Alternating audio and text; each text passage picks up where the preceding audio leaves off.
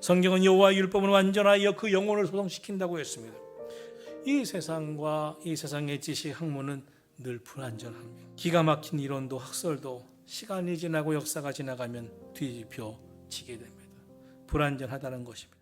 그런데 성경의 진리는 완전합니다. 왜냐하면 성경은 인간의 말이 아니라 하나님의 말씀이기 때문입니다. 문명이 발달해가고 과학이 발달해갈수록 영혼은 점점 더 쇠약해 갑니다. 요즘 많은 사람들은 마음의 병으로 무너지고 망가지고 있습니다. 마음과 삶을 지탱해 줄 수 있는 힘을 갖지 못하고 마음이 무너지고 정신적으로 무너져 버렸습니다. 왜입니까? 영혼이 쇠약해져 버렸기 때문입니다. 이 영혼은 인간의 노력으로 인간의 힘으로 복원이 되질 않습니다. 치유가 안 됩니다. 인간의 노력으로 영혼을 온전히 소성케 할 수가 없습니다. 그럼 어떻게 해야 합니까? 하나님의 말씀에서 찾아야 합니다. 말씀은 우리에게 잘못된 것이 무엇인지 깨닫게 해주고 그 깨달음은 우리를 깊이 회개하게 만듭니다. 회개할 때 비로소 우리의 영혼을 소성하게 됩니다. 하나님이 지으신 그 본래의 모습으로 돌아가게 되는 것입니다. 병든 영혼이 새롭게 되는 길은 하나님의 말씀입니다. 말씀을 들어야 변화가 일어납니다. 말씀을 들을 때 내가 누구인지, 나는 어떻게 살아야 하는지, 나는 무엇을 위해 존재하고 있는지, 나는 무슨 목적을 가지고 이제부터 살아가야 하는지를 말씀이 전해주는 것입니다. 그러므로 진짜 지혜는 말씀에서 오는 것입니다. 세상이 감당하지 못하는 지혜가 말씀에서부터 오는 줄로 믿습니다. 오늘 본문 말씀이 누가복음 5장 1절을 보면 무리가 몰려와서 하나님의 말씀을 들을세라고 하고 있습니다. 정말 많은 사람들이 몰려오도 때를 지어 예수님 앞으로 찾아왔다는 것입니다. 예수님의 입에서 나오는 하나님의 말씀을 듣기 위해서, 받기 위해서 그들은 나왔습니다. 저들은 정말 하나님의 말씀을 듣기를 사모했습니다. 누군가 강요한 것도 아니었습니다. 우리는 하나님의 말씀을 얼마나 사모하고 있나요? 저와 여러분은 얼마나 하나님의 말씀을 내 마음에서부터 목말라 하고 있습니까? 말씀을 사모하는 성도들이 많은 교회, 말씀을 사람의 말이 아닌 하나님의 말씀으로 받는 성도가 많은 교회가 복된 교회, 부흥하는 교회, 은혜로운 교회가 되는 줄로 믿습니다.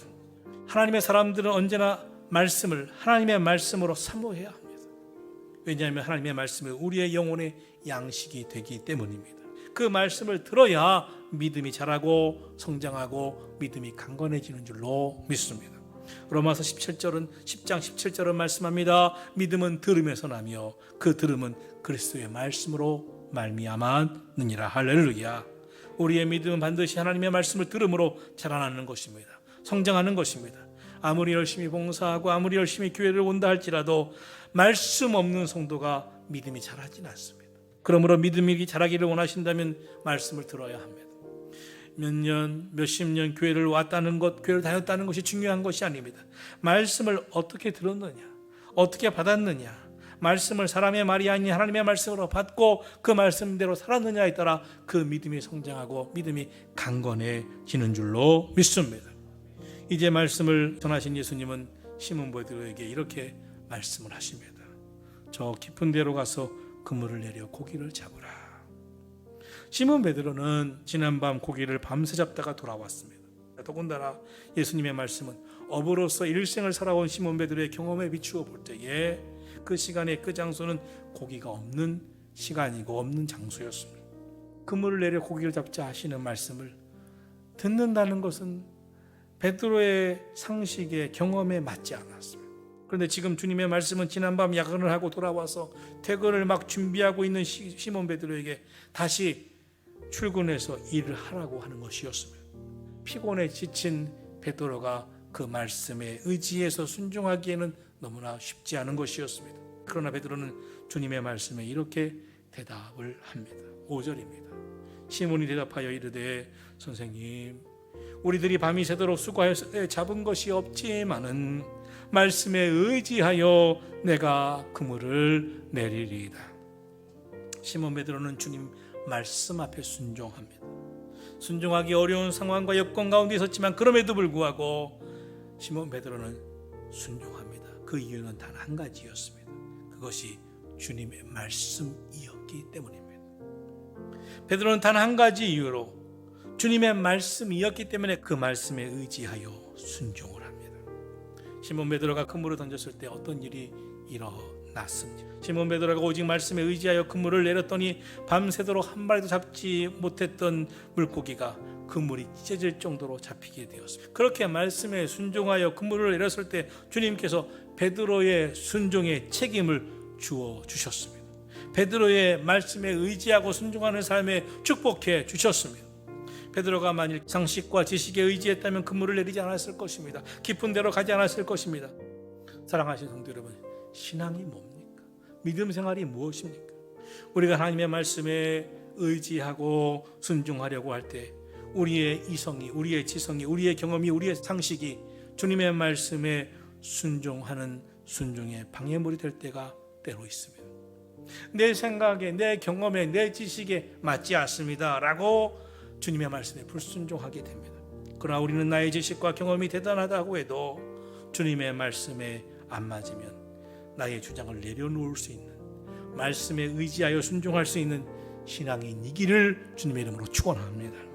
그 사람이 바로 참 제자인 것입니다. 이 인생을 살아가다 보면 항상 성공만 하는 게 아닙니다. 실패를 경험하게 됩니다. 오늘 본문에 나오는 베드로도 밤이 새도록 수고를 하였으되 얻은 것이 없었습니다. 한 마리도 잡지 못한 아주 참담하게 실패한 아침, 베드로에게 주님이 찾아오셨습니다. 그가 밤새도록 많은 고기를 잡았다면 주님이 저 깊은 데로 가서 그물을 던지라 할 때 주님의 말씀에 순종하지 않았을 것입니다. 실패했기에 주님의 말씀에 그날은 순종하고 싶었습니다. 실패했기에 그날은 퇴근 시간이지만 다시 바다로 나아가 한번 저 깊은 바다에 그물을 던질 수 있었습니다. 그리고 실패했기에 전능하신 하나님, 살아계신 주님을 그 시간에 만날 수 있었던 것입니다. 우리의 인생에 이렇게 보면 때때로 실패가 다 나쁜 것은 아닙니다. 실패할 때 주님을 만날 수 있습니다. 실패할 때 주님이 내게 찾아오시는 것을 경험하게 됩니다. 실패할 때 겸손을 배우게 됩니다. 실패를 통해서 성숙을 배우게 됩니다. 실패를 통해서 진정한 신앙을 갖게 되기 때문입니다. 그러므로 사랑하는 성도 여러분, 여러분의 인생에 어떤 형편, 어떤 처지에도 낭망하지 말고 늘 말씀에 의지해서 믿음으로 순종하며 살아가실 수 있게 되기를 주님의 이름으로 축원합니다. 하나님의 말씀에 의지했습니다. 순종했습니다. 그랬더니 두 배는 가득 채웠고 만선의 기쁨을 안고 돌아오게 되었습니다. 정말 은혜 위에 은혜가 임한 것입니다. 한 사람의 온전한 순종은 그 자신뿐만 아니라 다른 사람들에게도 많은 큰 은혜와 유익을 가져다 주었습니다. 성도의 가정에도 한 사람의 순종, 시몬 베드로 같은 한 사람의 순종이 있어야 됩니다. 말씀에 의지하여 순종하는 신앙이 되어서 여러분의 가정 은혜 위에 은혜, 복 중에 복이 임하시기를 예수님의 이름으로 축복합니다. 8절은 기적을 경험하고 난 다음에 베드로의 반응입니다. 베드로는 그 자리에서 예수님의 무릎 앞에 엎드렸습니다. 주여, 나를 돌아소서, 나는 죄인이로소이다. 베드로는 주님의 말씀에 의지해서 순종해서 그물을 내리고 나자 예수님이 누구신지를 알게 되었습니다. 베드로가 주여라고 불렀다는 것은 이제 베드로가 예수님이 하나님이심을 알았다는 것입니다. 당신은 인간이 아닙니다. 당신은 전지전능하신 주님이십니다. 그렇지 않고서야 이런 일어날 수 있는 일이 아닙니다. 내 경험상, 내 상식상, 내 전문적인 지식상 이 일은 하나님만이 하실 수 있는 일입니다. 그리고 주여, 이제부터 당신이야말로 나의 주인이십니다. 그리고 그는 고백합니다. 나는 죄인이로소이다. 여러분, 이것이 주님의 임재를 경험한 성도의 신앙입니다. 하나님의 임재를 경험하면 누구든지 주여, 나는 죄인이로소이다 라고 고백하게 됩니다. 누구든지 거룩하신 하나님의 영광을 보게 되면 주여, 나는 죄인이로소이다 고백할 수밖에 없습니다. 베드로는 말씀의 순종을 통해서 예수님이 하나님이심을 알았습니다. 말씀의 순종을 통해서 자신이 죄인임을 깨달았습니다. 내가 경험으로도 전문 지식으로도 몰랐던 저 깊은 바닷속에 그 세계도 다 알고 계신 주님은 내 마음에 이 속의 생각도 나의 형편도 내가 죄인이라는 사실도 다 알고 계실 것이라고 생각하니 너무나 무서웠고 부끄러웠습니다.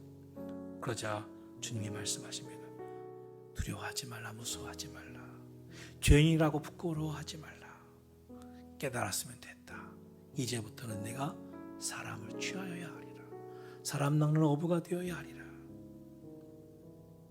사람 낚는 어부라는 것은 영혼을 구원하는, 영혼을 살리는 삶을 사는 어부가 되라고 하는 것입니다. 사랑하신 성도 여러분, 주님이 이 시몬 베드로를 이 아침에 왜 찾아오셨겠어요? 깊은 데로 가서 그물을 내리라고 왜 하셨겠어요? 그날 실패한 베드로에게 오셔서 이 말씀을 하시면서 주님이 원하신 것이 무엇이었겠어요? 주님이야말로 전능하신 하나님이심을 알라고, 자신이 죄인임을 깨달으라고, 그리고 이제부터는 깨달은 그 마음을 가지고 사람을 구원하는, 영혼 살리는 인생이 되라고 하시는 것이었습니다. 우리 모두는 이제 주님 앞에 서서 우리 주님이야말로 전능하신 하나님이심을 발견해야 됩니다. 그것은 말씀에 의지하여 순종하고 사는 자에게 임하는 축복입니다. 주님을 만난 사람은 자신이 죄인임을 깨닫습니다. 우리의 죄인됨을 깨달아 이제는 영혼 살리는 삶을 살라고 부르시는 것임을 깨닫고, 이 시대 저와 여러분 모두가 예수님의 제자, 영혼 살리는 삶이 되시기를 주의 이름으로 축원합니다.